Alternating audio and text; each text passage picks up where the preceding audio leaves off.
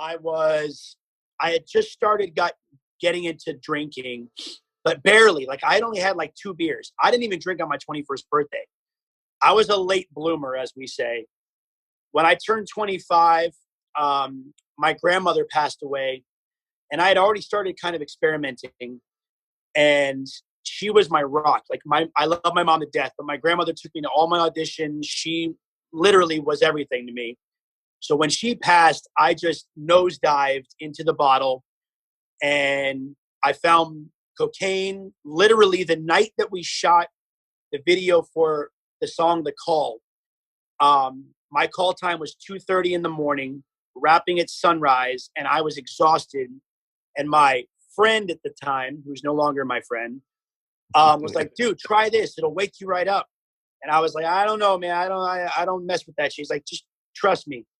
And it was like, just do a bump. Yeah. And it was like, literally the moment you put on those brand new pair of fucking SBs, you're just like, yeah, this is perfect. And that was it. And I was married to fucking whiskey and blow for a good solid 2 years. I didn't see the sunlight. I put blackouts everywhere in my house. I didn't even finish furnishing my house.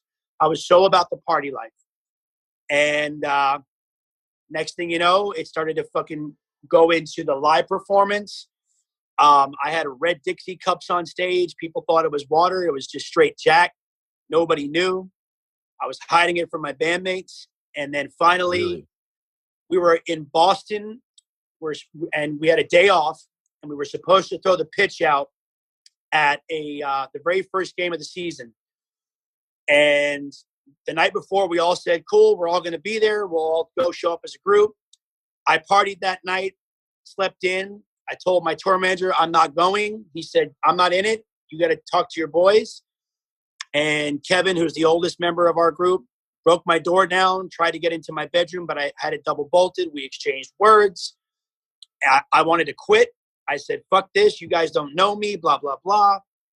And next thing you know, I went right from Boston straight to Sierra Tucson to go to treatment. And that was it. And I put together about 7 years straight, and then started going on again, off again, on again, off again. And currently I'm coming up on 6 months. So, 6 what? 6 months I'm coming up on now. Nice. I finally hit my bottom 6 months ago. And, I never really ever worked a program. I never really went to meetings. I just white knuckled everything, and I'm finally doing it the right way.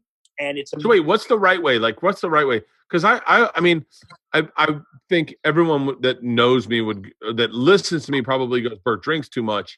And I quit drinking, but I noticed like today I actually said to my wife, the problem has never been drinking. My problem is me. Like I've always written off the bad parts of my personality to, I was hungover, or, I was like right. I mean, everybody says that, drinking is a problem if you're drinking, excess. That's what an alcoholic is. And that's not true. It's alcoholism. It's an ism, which means it's a derivative of not feeling good enough or not liking yourself or whatever the case is. I drink and I do drugs because it's symptomatic. It makes me feel better about myself in the moment, but I know that tomorrow I'm still going to feel like a piece of shit. So there is it's just a cycle, and it's never going to break until I finally start looking at myself, which is why I love the fact that I'm locked in a house. I can do my meetings with my friends every day. It's just like work the 12-step program, read the big book, and just talk to another alcoholic every day. And I feel like the best I've felt in my entire life right now. And I've been in and out of the rooms for 20 years, but I've never worked it the right way. So much that like, I just I'm literally in my second week of this diet that I want to fucking wring everyone's neck. But if I wasn't sober, I would never be able to commit to something. And I'm grain free right now. I'm trying to get completely bulked up and shredded up. I got nothing else to do. So I've finally gotten over that hump of being aggravated and like on edge and the headaches, and I feel great, but it's just a constant work on myself. And now that I have all this time to look at myself, this is like a blessing. It's a total blessing in disguise.